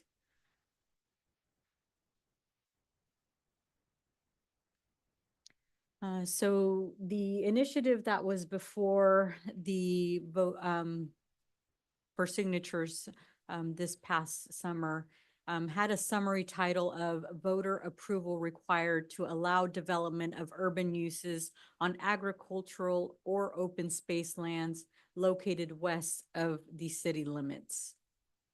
The initiative's purpose was to amend the city's general plan, and it would require a majority of the city voters to approve any decision by city council that allows urban development on existing agricultural land or open space land located west of city limits.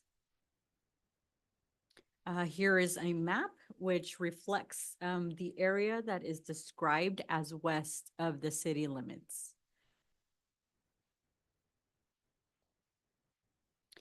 There are some exceptions that were built into the initiative itself. Voter approval would not be required if, number one, city council finds and HCD, which is Housing and Community Development, certifies that development in ag or open spaces west of the city limits is necessary to meet the city's fair share housing requirements. The second would be if city approval of ancillary uses such as farm worker housing was requested. Third, it would not be voter approval would not be required if development project has obtained a vested right to develop on those lands west of city limits. And four, city approvals that establish or expand wastewater treatment facilities on lands west of the city limits. I'm going to turn this over to Gabby so that she can discuss the initiative process with you. Thank you. So the initiative process began with the notice of intent to circulate the petition was submitted to the city on June 3rd. On June 13th, the ballot title and summary was prepared by our city attorney and given to the proponents. On June 23rd, the proponents published, as required, the ballot title and summary and began the gathering of their signatures. On July 24th, the proponents filed the signed petitions with myself, and I conducted a prima facie review. The petitions met the minimum number of signatures required, 1,305 at that initial review. The petitions were then submitted to the Stanislaus County Register of Voters for a 100% signature verification. On August 29th, the initiative was certified by the Register of Voters and returned to myself with the following numbers. 1,918 signatures were filed. 1,918 signatures were verified. 1,544 signatures were found sufficient.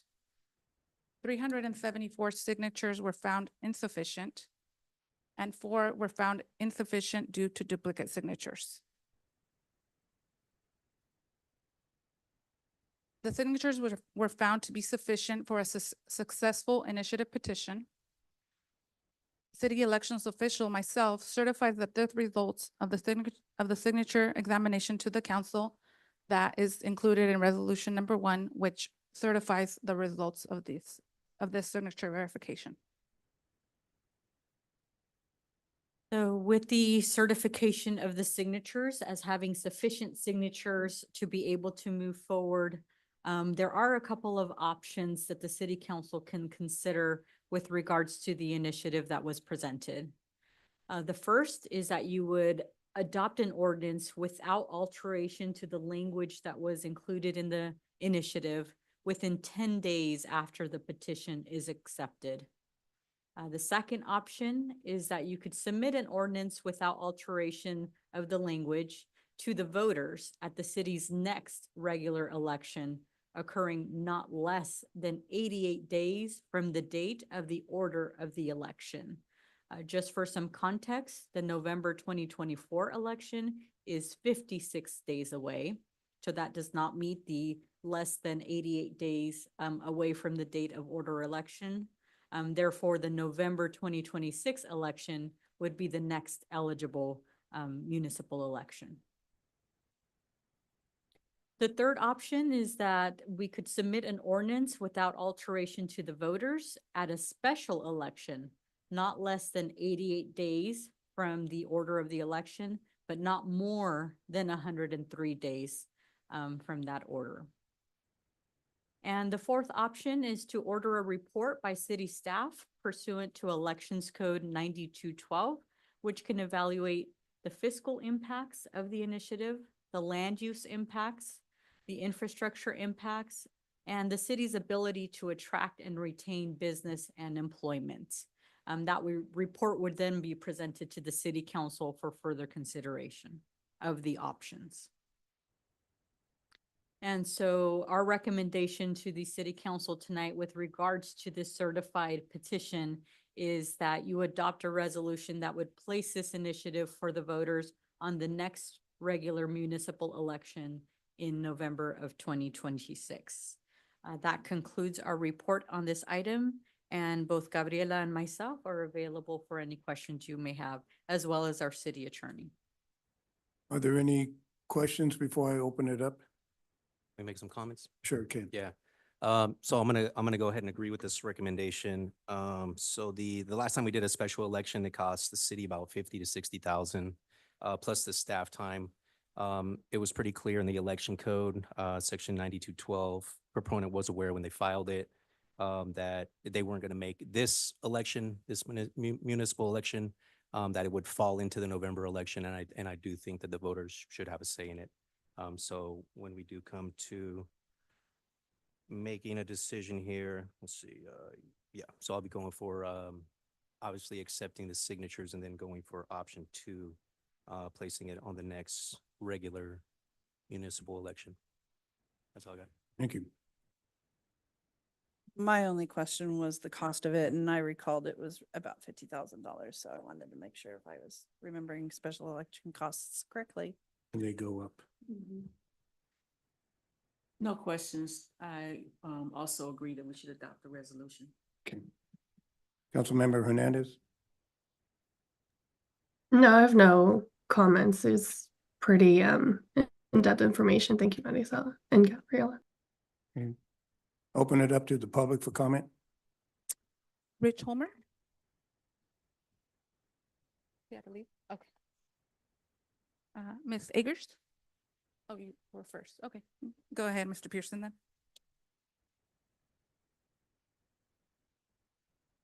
Good evening, City Council members. My name is Gary Pearson, 2209 Cedarwood Circle, resident of District 3. I urge the City Council to follow the city staff's recommendations to allow voter approval of this initiative. What's significant when we gathered the signatures was the 1,544 validated signatures. And I, as a citizen of Riverbank, appreciate the response of our city.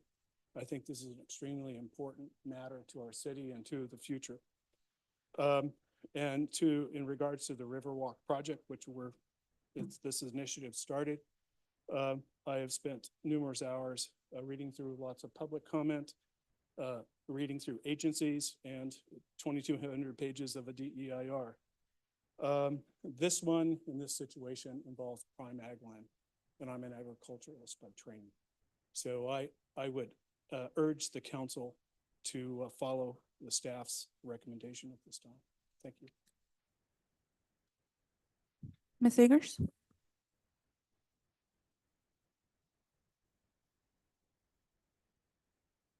Yeager, 7730 McHenry Avenue, Modesto, California. You've heard me speak many times about Riverwalk, as well as the ballot initiative that we first tried last year. And Gary's right, 1,544 people signed the petition. Those aren't necessarily the same 1,200 and some that signed last year. So, you know, we could be talking over 2,000 people in the city of Riverbank that are speaking to you who need to represent them. So I think I said previously that it was very unfortunate, the fraud incident that happened last year, but we would come back not only bigger, but stronger. We did that. We qualified with the signatures in less than 30 days. So we're excited to be at this point, and thank you for bringing the item forward. Thank you. Any Zoom comments? Mayor, there is no one on Zoom wishing to speak. Okay, bring it back before. I was contacted by the petitioners and they came on up. They were from Bakersfield. They told me that the Riverwalk was causing the wastewater treatment plant increases so that we could prepare for this project. And that the city council was the ones involved in pushing the program forward. So I would like to see it go forward to the voters and having a balanced amount of information and not the erroneous that a lot of it was out there. So with that, if there's any other comments, or I would consider a recommendation. I'll make a motion. And I'll second, sorry, it's hard to hear over here. I would recommend that you take each resolution individually, Okay. so that we can have a vote on each. So resolution number 1 is with regards to the certification of the signatures. Rachel, did you have a comment? No, I believe I was gonna make a second on the same recommendation, but I'll default to the city manager. Yes, so if we could receive a motion with regards to resolution 1 for the signature verification. Okay, so I'll make a motion. Go ahead. I'll finish my motion that I started. I'll just separate them. So I'll make a motion for item 11.1. That's the first resolution that we accept that one. Do you want me I'll to do them second. individually? Okay. And then, Well, no, we're going to take one at a time. okay. Okay, so with that, roll call, please. Councilmember Uribe, Yes. Councilmember Hernandez, This was, sorry, it's really loud over here, but this was for the staff recommendation. to certify the signatures. Yes. Yes. Councilmember Barbara Martinez? Yes. I said the wrong number. It's 11.3, my correction. So I just wanted that stated because that's not what I said. Okay, so we have a motion from from Vice Mayor Jones Cruz Thank and a you. second from Councilmember Uribe to approve the resolution certifying the signatures. Okay. There we go. Councilmember Uribe, Yes. Councilmember Hernandez, Yes. Councilmember Barbara Martinez. Yes. Vice Mayor Jones Cruz, Yes. Mayor O'Brien. Yes. Motion passes 5-0. The second is to adopt a resolution of the City Council of the City of Riverbank submitting the initiative petition entitled Voter Approval Required to Allow Development Urban to the next regular election in accordance with Election Code Section 1405. I'll make a motion that we accept that item as stated. And I'll second it. With motion to approve in a second, roll call, please. Councilmember Uribe, Yes. Councilmember Hernandez, Again, to clarify, is this one? resolution number 2 to take the petition to the voters At the Yes. next at the regular next regular municipal election. Yes. Is that a yes? It's a yes. Okay. Councilmember Barbara Martinez, Yes. Vice Mayor Jones Cruz, Yes. Mayor O'Brien. Yes, Motion passes 5-0. thank you. Thank you all. And we look forward to the conversation. This time we'll go to staff comments. Just a couple of comments tonight. The Centennial Centennial Park ribbon cutting is this Saturday from 12 to 1. The park, for those who may not be familiar, is located in the Crossroads West development at the intersection of Aliso Way and Westgate Drive. Our next compost giveaway is scheduled for September 20th and 21st, and that does run from 8 in the morning until 12 p.m.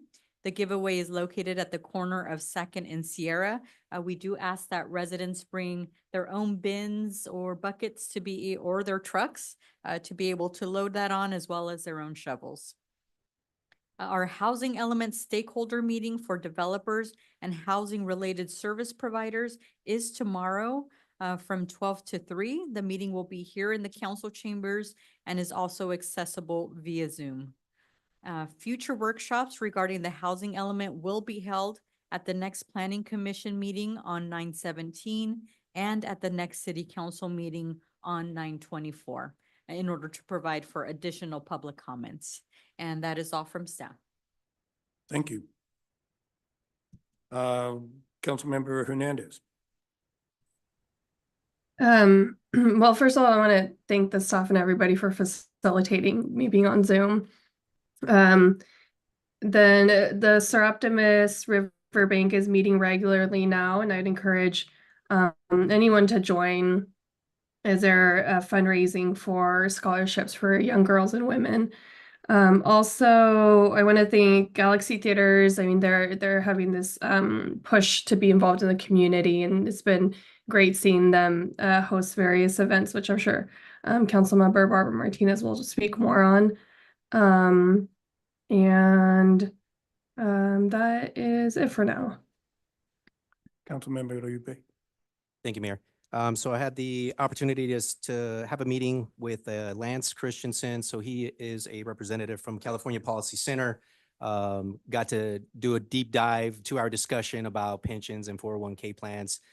So I'd like to have, so I've kind of asked staff if we can have the budget subcommittee kind of relaunch, hoping for a meeting next year in preparation for those contracts that we're going to be having next year. I think it'd be a good discussion for the subcommittee to kind of discuss that. Shout out to 2 of the 8 members of the Sister City Committee, John and Mo in the back seat. We're going to be having a meeting September 20th at 6 o'clock. Please reach out to us. We're going to be getting ready for our fundraiser. Cheese and Wine is right around the corner. And we're looking to sponsor Riverbank youth to a youth summit in Washington, D.C. next year. So we're hoping for a big turnout. You'll see some more social media posts coming out real soon. We're going to start to push it a little bit heavier as we get a little bit closer. So if you guys are interested, please reach out to any one of us. Rachel's on the committee, so any one of us 4, please reach out, come join us and hear about what we're planning to do. We're going to have a Loteria fundraiser. It's going to be $5 a card. Come join us. Thank you very much. Barbara Martinez, please. I attended the celebration of donors event of 100 years at the MJC, and I said a few words of congratulations on behalf of our city council. And Stanislaus Homeless Alliance meeting is tomorrow at 1010 10th Street, 5:30 to 7:30. And that's it. Thank you. Thank you. And can I ask her a question on Shaw? Can you give us your evaluation of it? We receive a lot of information about what organizations are doing to help regionally, so that we're not all doing the same thing, but we are sharing resources. And I'm very proud to say that we always make a comment about what Riverbank is doing with the Sierra House and in our day spa, and trying to give them some numbers to let them know that we are a small city, but we're doing our thing. But I think regionally we're doing a good job. Are you making decisions? We are making decisions. Okay. We're spending money and placing money where it needs to go. That's good. I would like to have some type of information on that for us, because that is a lot of time and effort, and you're doing a great job. I just want to make sure that we understand the direction of Shaw and how we fit into, especially with the governor's changing direction on the homeless. I'm sorry, I just added another thing to your plate. No, you're perfectly fine, Mayor. In conjunction with that. So to add to that, while Councilmember Barbara Martinez attends the Shaw, which is sort of the elected officials' opportunity to provide comment on the different programs throughout the county, I participate as part of the Continuum of Care, which oversees a lot of the funding that does go through. So we can probably tag team reports back to council whenever those meetings are held. Thank you. Vice Mayor. For this evening, thank you. All right. Today I met with the Deputy Secretary of the Army for Installations, Mr. Drew White. He came from DC with his entourage to take a look at Riverbank and what we're doing here. He was amazed at how productive we are without having it. He was truly amazed. And he's gonna go back to DC and kind of get support from other of his same rank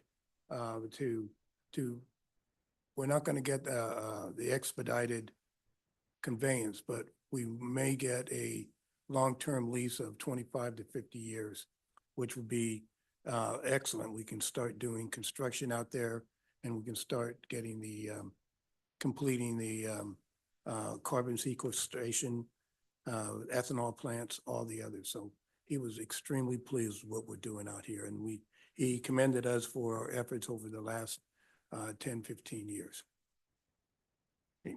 That's all I have on that. So with that, we go to closed session. consisting of item 13.1, conference with real property negotiators pursuant to Government Code Section 54956.8, property 6436 Oakdale Road, Riverbank, APN 075026 agency negotiator, city manager, property negotiator, High Price, Leffler Associates, under negotiation price, term of payment, or both. Is there anyone wishing to comment on this item? Mayor, I have, oh, never mind. All right, seeing none, we're adjourning to closed session. Yeah, oh, well, she took, okay. Well, now I got two. Hmm? There's two comments. Sorry. There's a bit of a delay, so I would recommend that we take the comments. Well, there's one comment. Now. so- All right, let's open it up. Number ending in 3108, can you please unmute?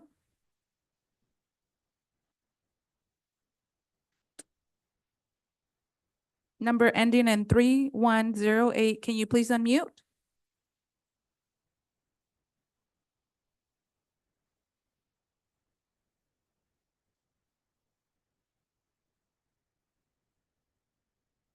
Number 3108, can you please unmute? Or I'm gonna have to move on.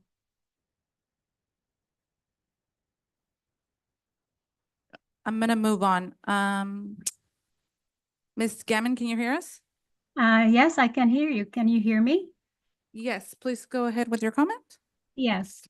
On February 26th, there was a resolution 11.3, a resolution to authorize the city manager to negotiate and finalize the standard industrial commercial single tenant lease agreement. The motion failed to pass. And so my question is, why are we going to close session to discuss the item that didn't pass? Resolution didn't pass. Why is it under discussion now? I think the public spoke many reasons why this needs to come to public comment. There is a lot of infrastructure problems, traffic problems, safety problems. So I really would propose that this does not go on tonight until there's a resolution to discuss it. Thank you. Thank you. There was one more, that number. Number ending in 3108, can you please unmute?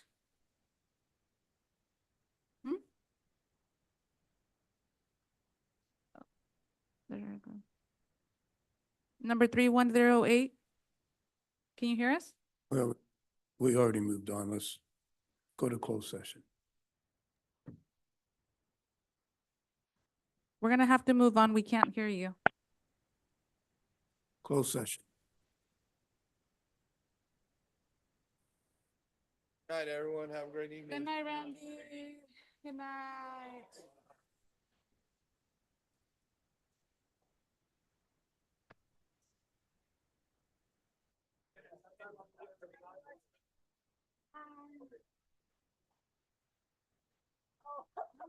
My God, bend and stretch. Oh, my gosh.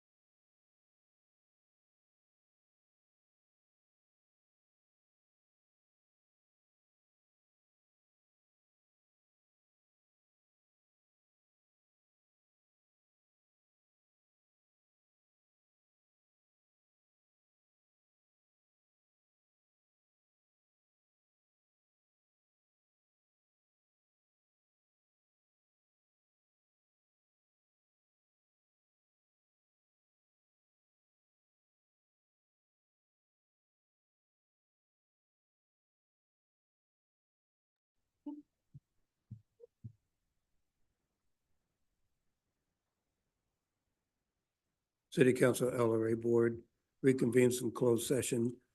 Report from closed session, item 14.1. Report from closed session, item 13.1. Conference with real property negotiators. Direction has been provided to staff. Our next council meeting will be Tuesday, September 24th, 2024. This meeting is now adjourned.